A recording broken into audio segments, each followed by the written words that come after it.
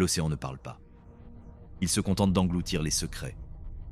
Little St. James n'était pas un simple lopin de terre émergeant des eaux turquoises des Caraïbes. C'était une déclaration de guerre contre la décence. Ce rocher volcanique, entouré de récifs tranchants, est devenu le centre de gravité d'un monde parallèle où les lois des hommes s'arrêtaient à la lisière des plages de sable blanc. Pas de route, pas de témoins, pas de cris que le vent ne puisse emporter. Jeffrey Epstein n'a pas acheté cette île pour le luxe du soleil, il l'a achetée pour l'immunité absolue du vide. C'est ici, dans ce silence tropical acheté à coups de millions, que le système s'est cristallisé. Un système documenté, froid, implacable, où chaque nom sur un registre de vol devenait une pièce d'un puzzle macabre. Pour comprendre l'horreur de ce sanctuaire, il faut plonger dans l'esprit de l'homme qui l'a bâti, un homme qui a appris à transformer chaque faiblesse humaine en un levier de pouvoir. Jeffrey Edward Epstein n'est pas né avec une cuillère d'argent dans la bouche, mais avec un scalpel entre les dents.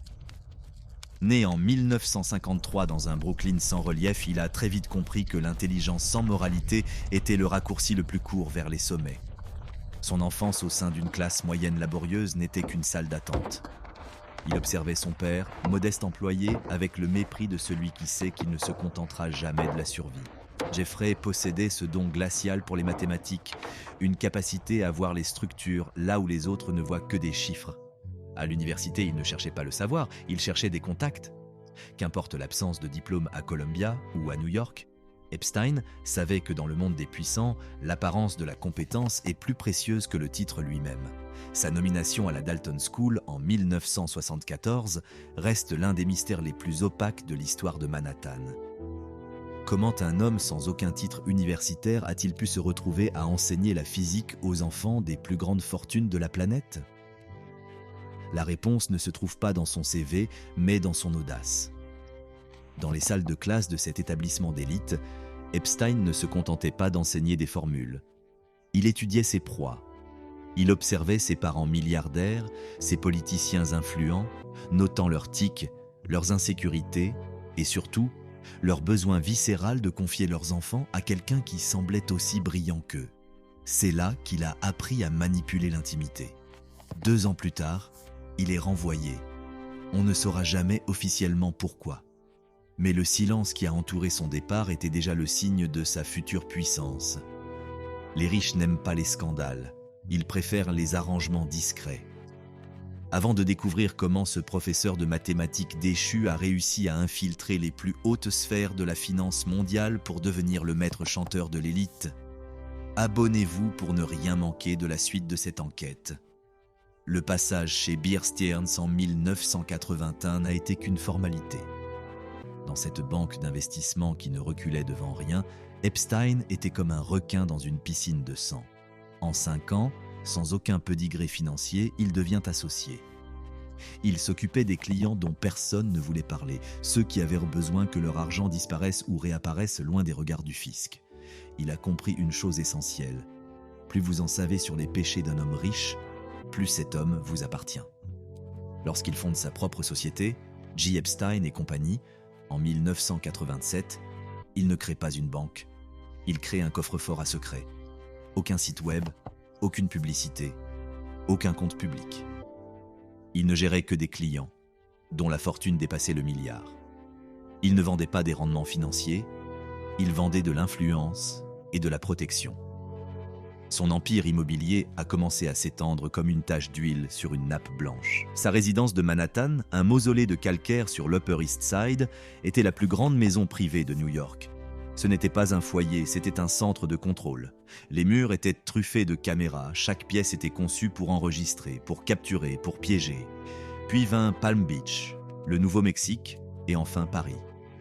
Il se présentait désormais comme un mécène, un intellectuel fasciné par la science, s'entourant de génies et de prix Nobel pour s'offrir une aura de respectabilité.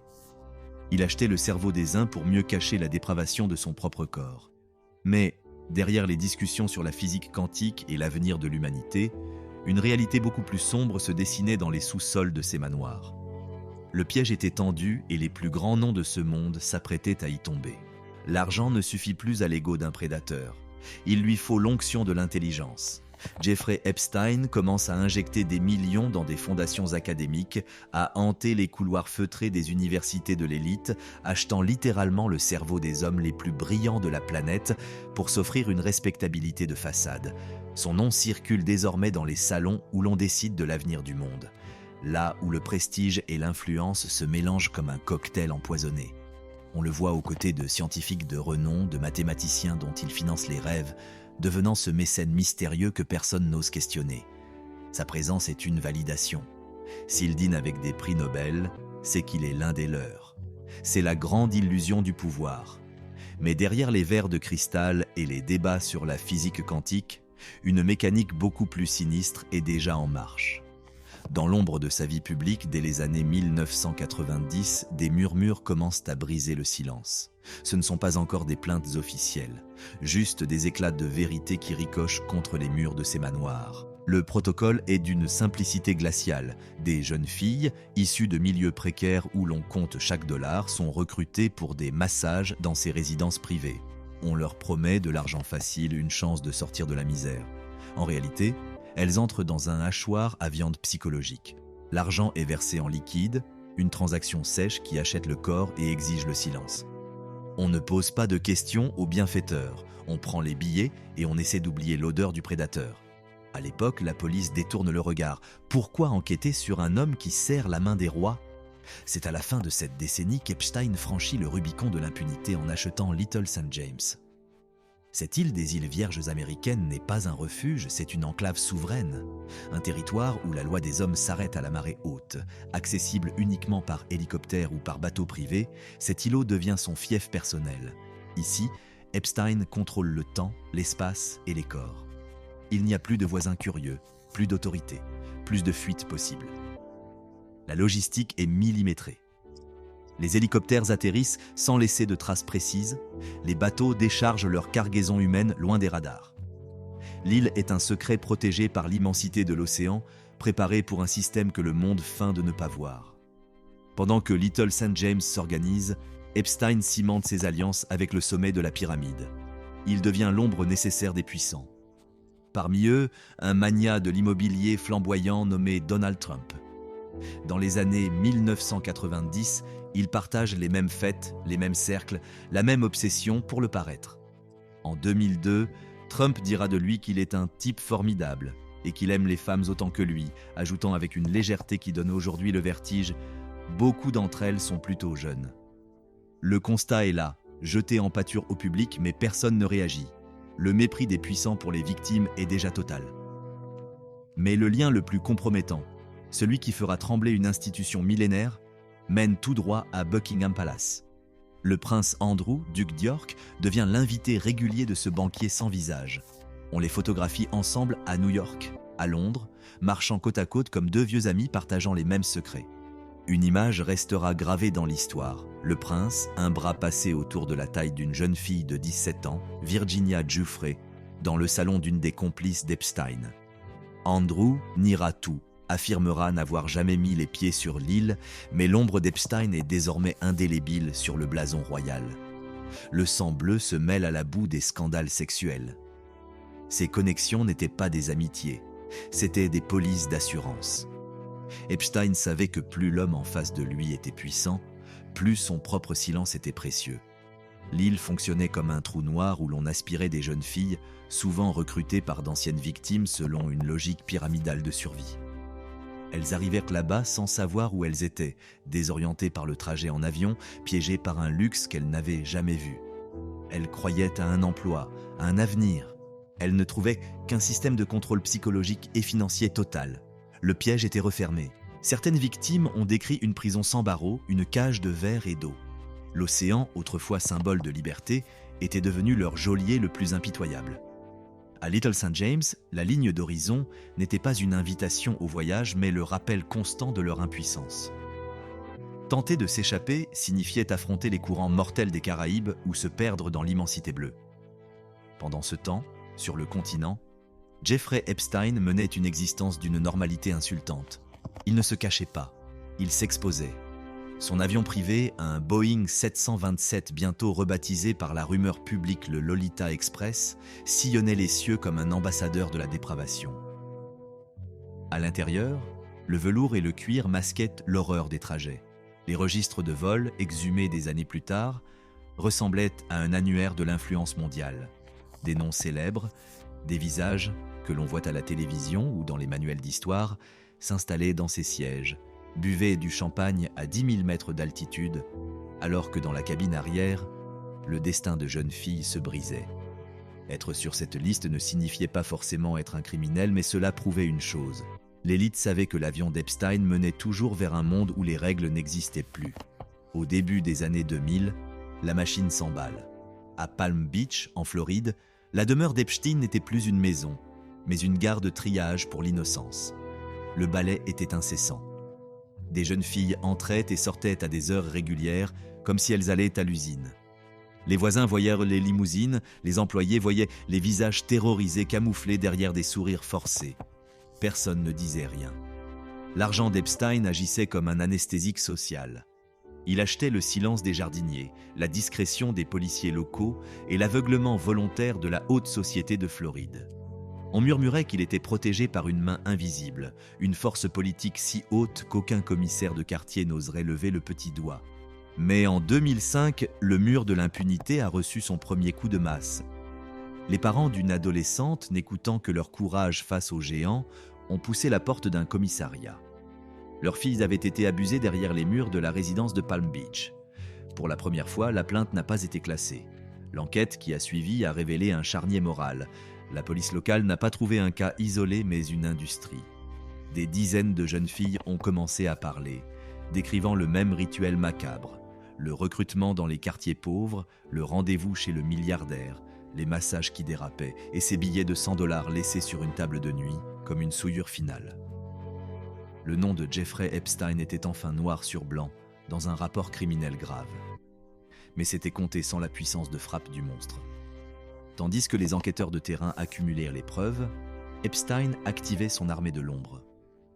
Des avocats dont le tarif horaire aurait nourri une famille pendant 1 an ont commencé à harceler le parquet. Des pressions politiques venues de Washington ont commencé à peser sur les épaules des procureurs locaux. Little St. James, l'île du péché, restait hors de portée, une tache sombre sur les cartes marines que la justice refusait encore de regarder. Le silence commençait à se fissurer, mais Epstein avait encore assez d'or pour colmater les brèches. L'horreur n'était pas seulement dans les actes, elle était dans le système qui les permettait. Entre 2006 et 2007, alors que le dossier passait de bureau en bureau, les négociations ne se déroulèrent pas dans un tribunal, mais dans des clubs privés et des antichambres feutrées. On ne parlait plus de justice pour les victimes, mais de protection des actifs et de préservation des réputations. Epstein continuait de voyager, de recevoir, de dominer. Sur son île, la vie suivait son cours monstrueux. Les employés étaient soumis à des clauses de confidentialité draconiennes, transformant chaque travailleur en complice involontaire. L'isolement de Little St. James n'était plus seulement géographique, il était juridique. C'était un territoire souverain pour un homme qui se croyait Dieu. Pour les filles piégées là-bas, l'absence de clôtures était la pire des tortures. Où fuir quand le monde entier semble être l'ami de votre bourreau? En 2008, la trahison finale a été signée. Le département de la justice des États-Unis a conclu avec la défense d'Epstein un accord qui restera comme l'une des pages les plus sombres de l'histoire judiciaire américaine. Un accord de non-poursuite. Epstein évitait les accusations fédérales de trafic sexuel de mineurs, des crimes qui auraient dû le conduire à la fin de ses jours derrière les barreaux. En échange de cette clémence révoltante, il acceptait de plaider coupable de simples délits liés à la prostitution au niveau de l'État de Floride. Un arrangement entre gentlemen, une tape sur les doigts pour un homme qui avait organisé un réseau international de pédocriminalité. Les victimes ont été tenues à l'écart de cette négociation, sacrifiées sur l'autel de la paix sociale des puissants. Epstein pensait avoir acheté sa liberté éternelle. Il ignorait que chaque secret enterré finit par devenir un poison qui remonte à la surface. L'île de Little St. James demeure là, immobile, au milieu des eaux claires du Belize et des îles Vierges. Elle ressemble de loin à un paradis, avec ses palmiers et son architecture étrange. Mais pour ceux qui connaissent l'histoire, elle n'est qu'un monument à la défaillance humaine. Elle nous rappelle que le luxe le plus extrême n'est souvent qu'un rideau de théâtre masquant une misère morale insondable. Jeffrey Epstein n'était pas un génie de la finance, il était un expert en silence. Et aujourd'hui, alors que les vagues continuent de frapper les côtes de son sanctuaire désert, le monde se demande encore combien d'autres îles, combien d'autres secrets dorment encore sous le soleil des tropiques. Le silence a été brisé, mais l'écho du crime, lui, ne s'éteindra jamais. La sentence tombe comme une insulte, un crachat au visage de la décence. 18 mois, un chiffre dérisoire pour une vie de prédation. Mais la réalité est encore plus révoltante. Jeffrey Epstein n'en purgera que 13. Ce n'était pas une condamnation, c'était une formalité administrative, un léger désagrément dans l'agenda d'un homme trop riche pour être brisé. Le système censé protéger les innocents s'est transformé en un tapis rouge déroulé sous les pieds d'un monstre. 6 jours sur 7, Epstein quittait sa cellule. Il ne s'agissait pas de travaux forcés, mais d'une permission de sortie pour travail. Il passait ses journées dans son bureau luxueux, gérant ses millions, passant ses appels, régnant sur son empire comme si les murs de la prison du comté de Palm Beach n'étaient que du décor de théâtre. La nuit, il rentrait dormir dans une cellule qui ressemblait plus à une suite privée qu'à un cachot, entouré de privilèges que l'argent occulte achète sans effort. Le véritable crime, cependant, se cachait dans les petits caractères de l'accord. Une clause d'immunité rédigée dans l'ombre des bureaux de Washington protégeait tous les complices non identifiés. Une armée d'ombre, de partenaires de débauche et de facilitateurs recevait soudain un sauf-conduit fédéral. Les victimes, elles, ont été traitées comme des notes de bas de page.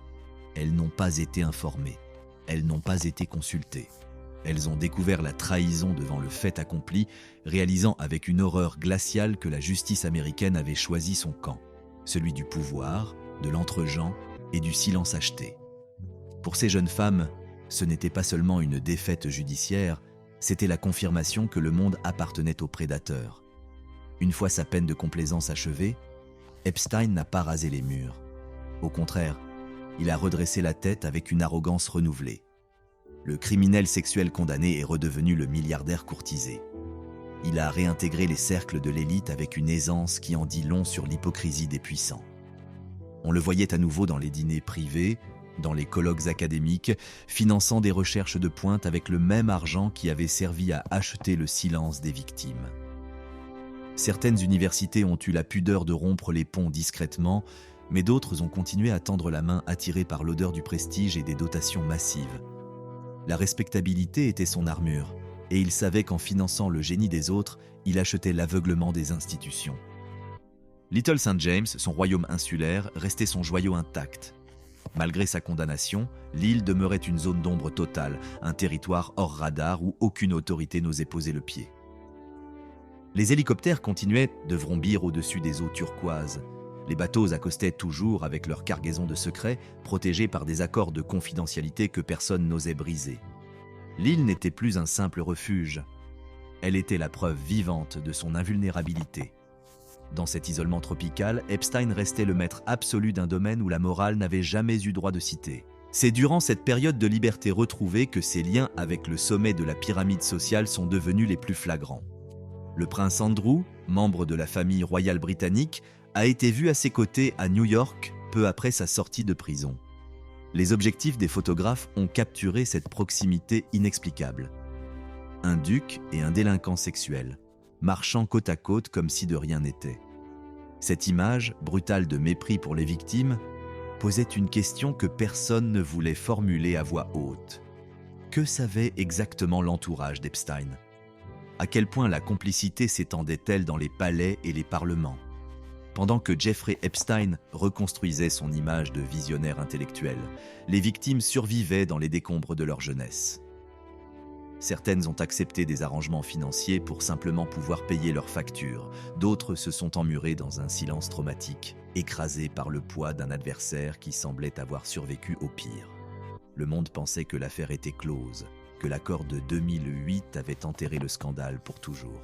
Mais le silence était trop lourd, trop saturé de mensonges.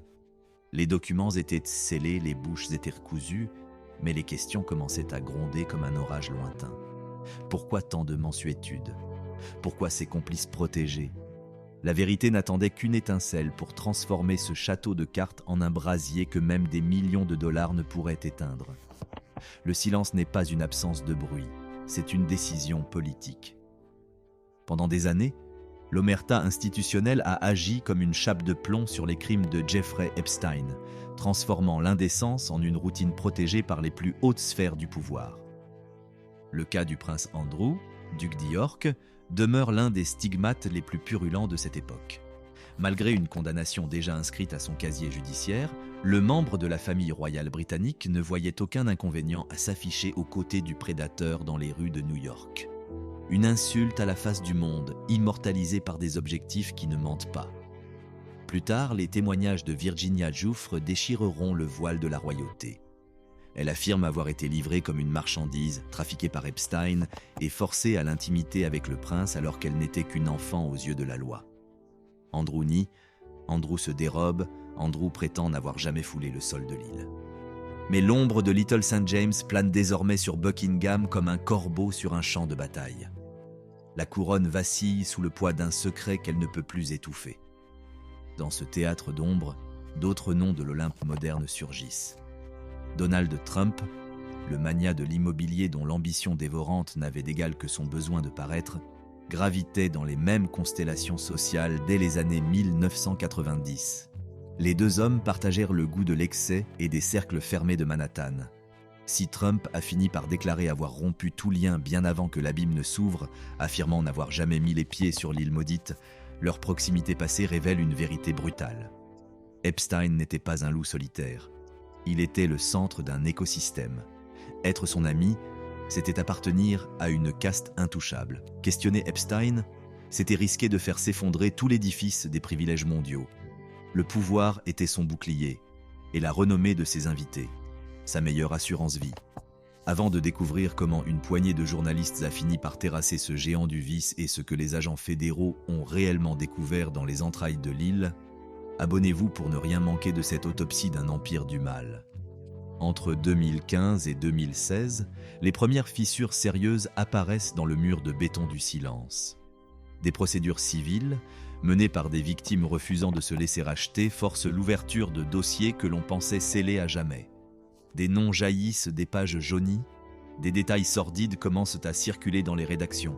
Pourtant, la justice pénale reste amorphe, comme paralysée par la stature de l'homme qu'elle devrait abattre. Epstein se croit encore invincible, déambulant librement dans ses palais de calcaire et de verre. Mais dans l'ombre, les archéologues de la vérité se préparent. Les journalistes du Miami Herald décident de reprendre l'enquête à zéro, là où tout a commencé, là où la trahison de 2008 a laissé une plaie ouverte dans l'histoire judiciaire américaine. En 2018, le barrage cède enfin. Les reportages du Miami Herald ne sont pas de simples articles, ce sont des réquisitoires. Ils exhument les preuves d'une faillite institutionnelle systémique, révélant comment l'accord de non-poursuite de 2008 a été négocié dans le dos des victimes, en violation flagrante de leurs droits les plus élémentaires. Le monde découvre avec horreur que le système n'a pas seulement échoué par incompétence, mais par choix. L'indignation explose, traversant les océans, transformant la rumeur de l'île en un scandale planétaire. De nouvelles voix s'élèvent, des femmes brisent leur chaîne de silence, racontant les voyages forcés vers Little St. James, les rencontres avec des hommes dont les noms font trembler les gouvernements, et cette sensation permanente de n'être que des objets dans un jeu de pouvoir qui les dépasse. La toile d'araignée d'Epstein est enfin exposée à la lumière crue de la vérité. L'été 2019 marque le début de la fin. Le département de la justice, acculé par la pression populaire et l'évidence des preuves, rouvre le dossier. Les registres de vol, les agendas de cuir, les contrats de confidentialité signés sous la menace. Tout est passé au crible. Le 6 juillet 2019, le piège se referme sur le tarmac de l'aéroport de Teterboro. Jeffrey Epstein descend de son jet privé, mais cette fois, ce n'est pas un chauffeur qui l'attend, ce sont des agents fédéraux. Les menottes claquent, un son sec qui résonne comme un coup de tonnerre dans le ciel du New Jersey. Trafic sexuel de mineurs, complot, les chefs d'accusation sont des sentences de mort sociale. Il n'y aura pas de nouvel accord, pas de bureau de luxe pour travailler, pas de sortie de prison le jour. Le monstre est en cage, au centre de correction métropolitain de New York. La chute provoque une onde de choc sismique. Les propriétés d'Epstein sont perquisitionnées avec une fureur méthodique. Dans le manoir de Manhattan, les enquêteurs découvrent des milliers de photographies, des disques durs saturés de preuves, des secrets numériques capables de détruire des carrières et des dynasties entières. Et puis, il y a l'assaut final. L'île de Little St. James, ce sanctuaire de l'innommable, est enfin envahie par les agents du FBI. Les bottes des fédéraux foulent le sable qui a bu tant de larmes. Les caméras de surveillance qui filmèrent les péchés des puissants sont désormais entre les mains de la loi. Le temple aux rayures bleues, le mystérieux bâtiment dressé face à l'océan, n'est plus une forteresse d'impunité, mais une scène de crime. Le silence de l'île est terminé, mais ce que les murs vont murmurer risque de hanter le monde pour les décennies à venir. Les pales des hélicoptères soulèvent désormais une poussière qui a trop longtemps étouffé les cris. Little St. James n'est plus un Éden interdit pour milliardaires, c'est une morgue documentaire. Là où les invités triés sur le volet descendaient autrefois avec le sentiment d'être au-dessus des lois, les agents fédéraux piétinent aujourd'hui les tapis de soie avec leurs bottes de cuir gras. L'odeur du lucre se mélange à celle du désinfectant des laboratoires de police scientifique. Chaque recoin de la villa, chaque caméra dissimulée derrière les moulures dorées, devient une trahison potentielle pour ceux qui pensaient avoir acheté l'éternité du silence.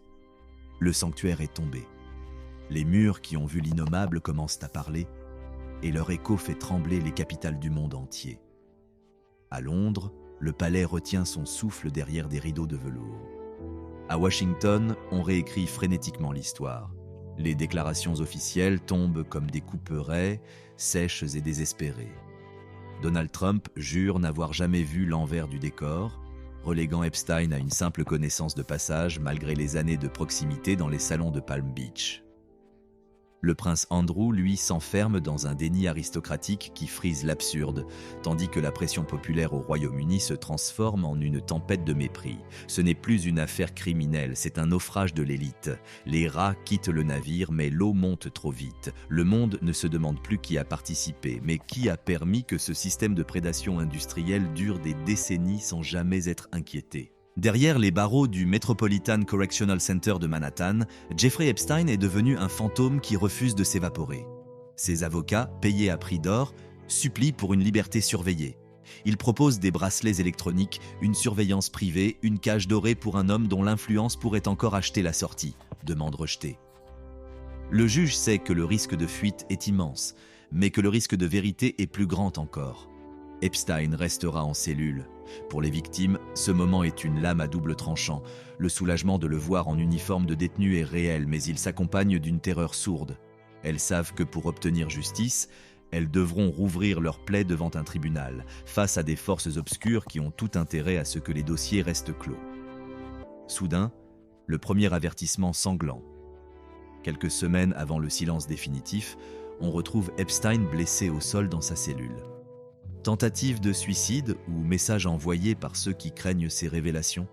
L'incident est classé avec une hâte suspecte. L'homme est placé sous surveillance spéciale. Puis, par une décision dont l'incompétence confine à la complicité criminelle, on le retire du protocole de vigilance intensiva. On laisse le prédateur seul avec ses démons, ou peut-être avec les spectres de ses complices invisibles. La question n'est plus de savoir s'il va parler, mais s'il en aura le temps. Avant de découvrir comment le système a orchestré l'acte final de ce drame pour protéger ses propres fondations et faire disparaître le témoin le plus dangereux de l'histoire moderne. Rejoignez notre cercle pour ne rien manquer de cette autopsie du pouvoir. Ghislaine Maxwell, l'organisatrice de l'ombre, l'architecte social de l'abîme, est désormais dans le collimateur. Elle n'était pas une simple compagne. Elle était l'ingénieur qui transformait l'horreur en mondanité, celle qui recrutait les proies et normalisait l'abjection sous les lustres de cristal. Pendant ce temps, le prince Andrew tente une manœuvre désespérée devant les caméras de la BBC. L'entretien tourne au désastre historique. Sa morgue, son absence totale d'empathie et ses excuses lunaires sur son incapacité à transpirer deviennent la risée du monde. Le duc se retire, dépouillé de ses titres, mais le scandale, lui, reste ancré dans le sol corallien de Little St. James. L'île n'est plus un simple lieu géographique, c'est le symbole d'un effondrement éthique global. L'histoire avance vers un point de non-retour. Les États-Unis s'interrogent sur leur propre justice, sur ce privilège qui permet à une île entière d'opérer hors radar pendant 20 ans. Ce n'est pas seulement l'affaire d'un homme, c'est le procès d'un système qui a choisi de protéger le fort au détriment du vulnérable. Epstein, muré dans son silence de pierre, observe ses avocats s'activer pour supprimer les preuves. La possibilité d'un accord se murmure encore dans les couloirs, mais l'air est devenu trop irrespirable pour les compromis. Le monde observe chaque mouvement, chaque ombre dans le centre de correction. Les victimes attendent une vérité que l'on s'apprête peut-être à leur voler une dernière fois. L'île, désormais vide, n'était plus un terrain de jeu, mais un sépulcre à ciel ouvert. Les palmiers balancés par les alizés ne cachaient plus les rires étouffés, mais les murmures d'une vérité qui refusait de mourir. Dans les jours précédant ce mois d'août 2019, l'atmosphère autour de Jeffrey Epstein s'était chargée d'une électricité statique, celle des condamnés qui sentent le sol se dérober. Il n'avait plus peur de la prison, il avait peur de la lumière. Il craignait ce moment chirurgical où le procureur allait ouvrir son petit carnet noir devant le monde entier, révélant non pas des chiffres mais des noms, des dates et l'inventaire précis des âmes qu'il avait brisées. Pour les enquêteurs, le procès n'était pas une fin, c'était une autopsie. On allait enfin disséquer la bête pour voir qui l'avait nourrie.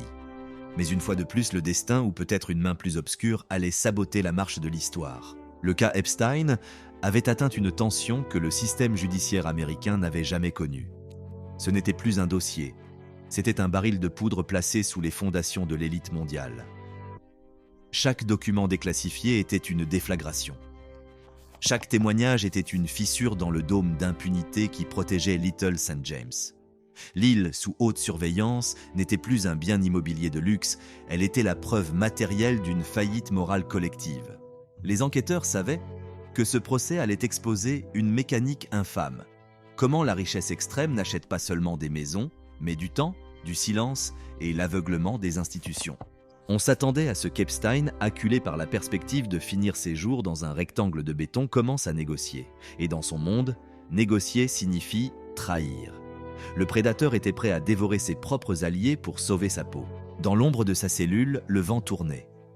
Les victimes, ces jeunes filles autrefois isolées et terrifiées, formaient désormais une légion. Elles ne se cachèrent plus. Elles se préparaient à lever la main droite, à regarder leur bourreau dans les yeux et à raconter l'odeur de Little St. James, le bruit des moteurs d'avion et le poids du secret. L'espoir, ce sentiment qu'Epstein avait méthodiquement éradiqué chez ses proies, reprenait vie. Pour la première fois, la vérité n'était plus un luxe hors de prix, elle était une promesse faite sous serment. La presse mondiale campait devant le tribunal, disséquant chaque détail de sa vie. De son imposture à la Dalton School à son ascension fulgurante chez Bear Stearns, jusqu'à ses forteresses réparties sur 3 continents. Tout son passé était réécrit à l'encre de la dépravation. C'est alors que Ghislaine Maxwell, l'architecte de l'ombre, la femme qui murmurait à l'oreille des puissants pour leur livrer l'innocence sur un plateau d'argent, disparut. Son absence était un cri. Elle représentait le pont, la logistique, le cerveau derrière le rituel. Qui organisait les rotations aériennes? Qui choisissait les proies selon les goûts des invités? Qui gérait le personnel de l'île?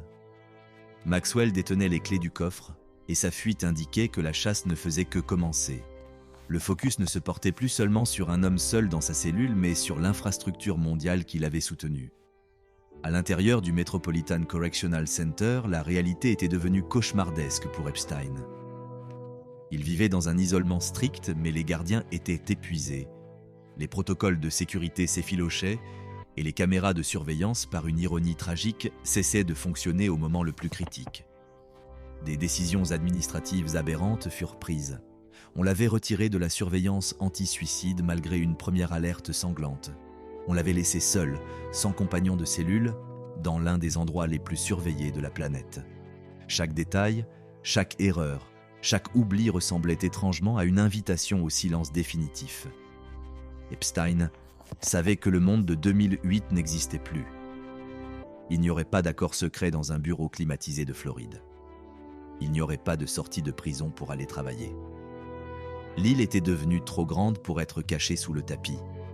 Le monde regardait Et le silence qui l'avait protégé pendant 30 ans se retournait contre lui, l'étouffant comme une chape de plomb. Pour la première fois depuis qu'il avait posé le pied sur Little St. James, Jeffrey Epstein ne contrôlait plus rien.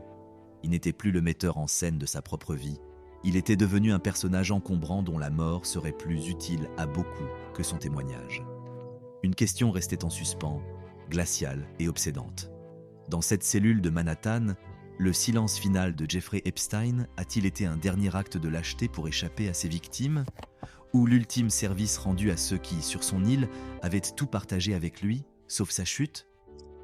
Little St. James reste là, un point sur une carte, un temple vide dont les dieux sont tombés, mais dont les secrets continuent de hanter les courants sombres de l'océan. La justice a été volée, et l'écho du scandale ne sera plus qu'un long cri inachevé. Le rideau tombe sur un cadavre, et avec lui, s'évapore l'espoir d'une vérité absolue. Dans la pénombre de la cellule 5T du centre correctionnel métropolitain de Manhattan, l'homme qui en savait trop a cessé de respirer. Jeffrey Epstein, 66 ans, est retrouvé inanimé à l'aube du 10 août 2019. Quelques minutes plus tard, le verdict médical tombe comme une sentence couperet, suicide par pendaison. Mais pour ceux qui ont suivi l'ascension de ce prédateur financier, ce dénouement ressemble moins à un acte de désespoir qu'à une évacuation d'urgence organisée par les coulisses du pouvoir. On ne meurt pas par hasard dans l'une des prisons les plus surveillées des États-Unis, à quelques jours d'un procès qui devait faire trembler les fondations de l'ordre mondial. Le timing est d'une précision chirurgicale. Epstein disparaît au moment exact où la justice s'apprêtait à lui arracher les noms de ceux qui, sur son île, avaient troqué leur honneur contre des plaisirs interdits. Les circonstances de sa mort ne sont pas seulement suspectes, elles sont une insulte à l'intelligence publique. On nous parle d'un détenu de haut risque laissé sans surveillance, d'un co-détenu transféré opportunément quelques heures plus tôt, de gardiens prétendument endormis qui falsifient leurs registres pour masquer leur négligence. Et comme par un miracle de l'ombre, les caméras de sécurité censées filmer le couloir de sa cellule tombent en panne précisément cette nuit-là. Une accumulation de défaillances si parfaite qu'elle en devient une signature. Le système n'a pas seulement failli, il s'est effacé pour laisser passer la faucheuse. Avant de voir comment ce silence final a protégé les complices restés dans l'ombre et ce qu'il est advenu de l'empire maudit de Little St. James, rejoignez notre cercle pour que plus aucun secret de ce genre ne reste impuni. L'extinction de l'action publique contre Epstein est le coup de grâce porté aux victimes. Pour elles, le silence du bourreau est une seconde agression. Pas de procès, pas de condamnation fédérale, pas d'interrogatoire sous les projecteurs de la vérité. Le dossier criminel est refermé avec une hâte indécente, laissant les enquêteurs face à un mur de béton. L'homme est mort, mais le réseau, lui, respire encore. La mort d'Epstein a servi de fusible. Elle a grillé pour éviter que l'incendie ne se propage au palais et au conseil d'administration qui hantait ses agendas de cuir. Les deux gardiens responsables de cette nuit fatale s'en sortiront avec des accords judiciaires discrets. Aucun haut responsable ne rendra de compte. La justice a préféré sacrifier la vérité sur l'autel de la stabilité des élites. Pourtant, une pièce du puzzle restait encore sur l'échiquier, Ghislaine Maxwell. En 2020, la complice de toujours, l'architecte logistique du mal, est enfin capturée. Son procès en 2021 sera la seule fenêtre ouverte sur l'horreur. Elle est condamnée pour trafic sexuel de mineurs, une sentence qui valide officiellement ce que le monde soupçonnait déjà, l'existence d'un système industriel de prédation. Mais même derrière les barreaux, Maxwell garde les secrets les plus précieux. Elle est le dernier rempart d'une citadelle dont les autres occupants dorment encore tranquilles. Le réseau a survécu à son créateur et l'impunité, bien que fissurée, tient toujours bon. L'île de Little St. James, autrefois sanctuaire de l'innommable, a fini par changer de main. Vendue, dépouillée de son propriétaire, elle reste là, immobile sous le soleil des Caraïbes. Elle ne porte aucune plaque, aucun monument pour les larmes qui y ont coulé. Elle n'est plus qu'une transaction immobilière parmi d'autres. Un rocher volcanique qui tente de se laver de ses péchés dans les eaux salées. Mais la mémoire ne s'efface pas aussi facilement qu'un titre de propriété. Little St. James demeure le miroir déformant de notre époque, le symbole d'un monde où l'argent peut créer des zones de non-droit absolu, où l'on peut acheter le silence de l'océan et la cécité des gouvernements. L'histoire de Jeffrey Epstein ne s'achève pas avec son dernier souffle dans une cellule de Manhattan.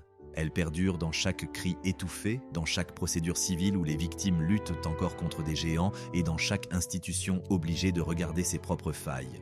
Ce récit n'est pas celui d'un homme seul, c'est l'autopsie d'une société qui a préféré le confort du mensonge à la violence de la vérité.